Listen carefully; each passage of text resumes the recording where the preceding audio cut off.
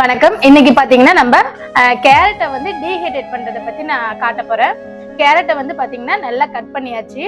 இதை வந்து நாங்க ட்ரையர் பண்றோம். இது எப்படி நாங்க ட்ரையர் பண்றோம் அப்படின்னு பாத்தீங்கன்னா, ஒரு மீடியம் டெம்பரேச்சர்ல அதோட கலரும் அதோட வந்து நியூட்ரிஷனும் பிரேக் ஆகாத மாதிரி நாங்க இதை வந்து ட்ரையர் பண்ணி நாங்க கொண்டு வர போறோம். இது பாத்தீங்கன்னா இதுல ஃபைபர் இருக்கு, பீட்டா கரோட்டின் இருக்கு, பொட்டாசியம் இருக்கு. அது மட்டும் இல்லாம ஆன்டி ஆக்சிடென்ட் நிறைய இருக்கு. இதை வந்து நாங்க என்ன பண்றோம்னா 2 ப்ராடக்ட்டுக்கு நாங்க யூஸ் பண்ண போறோம். அது என்னன்னு பாத்தீங்கன்னா, அம்மா அந்த 2 ப்ராடக்ட் எடுமா.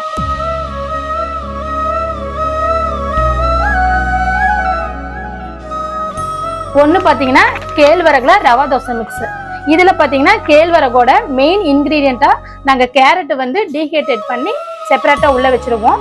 அது மட்டும் இல்லாம பீட்ரூட், கேரட், மில்லட் போட்ட மால்ட். இதுல பாத்தீங்கன்னா பீட்ரூட், கேரட்டை வந்து நாங்க டீஹைட்ரேட் பண்ணி அது ஃபைன் பவுடரா மாத்தி மால்ட்டுக்கு நாங்க யூஸ் பண்ணிட்டு இருக்கோம். இந்த கேரட்டை நாங்க பெருசா நியூட்ரிஷன் பிரேக் ஆக கூடாதுன்றதுக்காக மீடியம் டெம்பரேச்சர்ல டீஹைட்ரேட் பண்ணி எங்க 2 ப்ராடக்ட்லயும் நாங்க கொண்டு வந்திருக்கோம். இது வந்து நீங்க பெரியவங்களுக்கும் சரி குழந்தைங்களுக்கும் சரி நம்பி நீங்க கொடுக்கலாம்.